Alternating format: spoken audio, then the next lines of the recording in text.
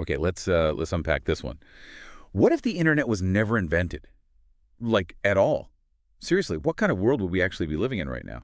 That is a fascinating thought experiment. And the sources you brought together for this deep dive are really insightful on this.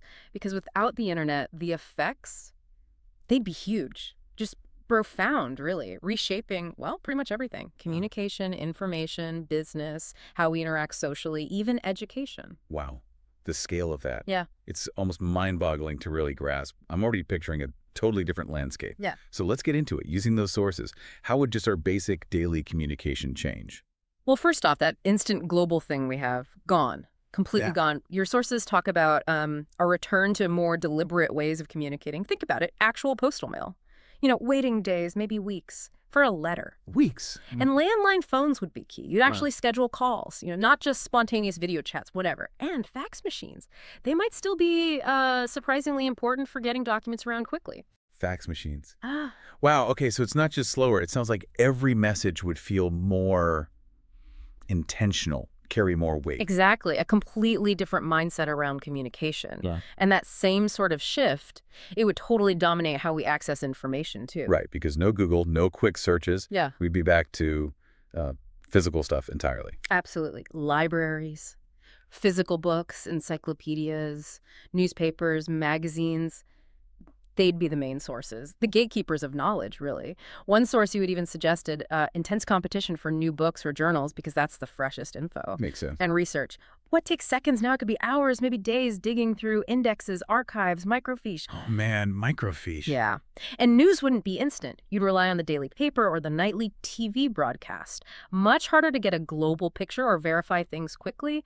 Your sources even mention this idea of information arbitrage, potentially coming back strong. Just having timely info would be a huge advantage. Information arbitrage. That's fascinating. And it makes me think straight away about the economy. No online shopping, obviously, but what would businesses even look like? Well, the analyses you provided suggest business would be incredibly tied to local presence, trust built face to face, all shopping, physical stores, or maybe mail order catalogs. Remember those big, thick ones? Yeah. And businesses would find it really hard to operate beyond their local region. Small companies couldn't easily compete nationally, let alone globally.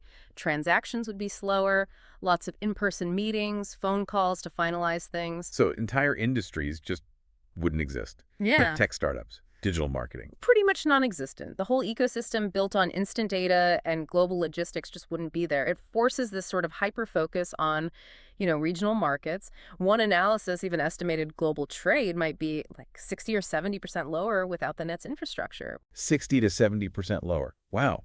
That paints a picture of a much more localized world, maybe even a bit insular. Which brings us to social life. Would we actually be closer to our local communities? More face-to-face? That's a really interesting point raised in the materials. Yes, potentially stronger local bonds almost out of necessity. You'd see people more interact face-to-face constantly. But there's a big counterpoint highlighted too. Long-distance relationships, family, friends, incredibly hard to maintain. Right. Just letters and expensive phone calls. Exactly. And think about exposure to different ideas, different cultures. Without online connections, your worldview might be much more limited, more homogenous, perhaps. It could slow down how new ideas or social movements spread globally. And that naturally leads to education. Completely different ballgame there, too, I imagine. Oh, absolutely. Education would be, well, traditional, very geographically bound. No online courses, no YouTube tutorials, no massive digital libraries. You're stuck with the textbooks and the teacher in your town. Pretty much. Students depend on physical books, local teachers, the classroom itself. And your sources rightly point out this could mean less equal access if you're in a remote area. Your options are limited. No flexibility of remote learning. Yeah. Though it does make you wonder, as one source hinted, would that focus on in-person teaching?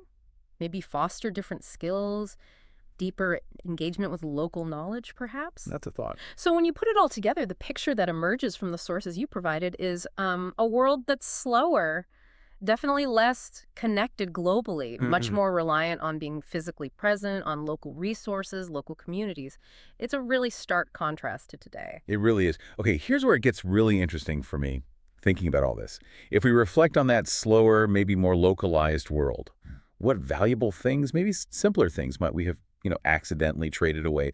What might we have missed out on in this super connected, fast-paced world we live in now? Something for you to think about.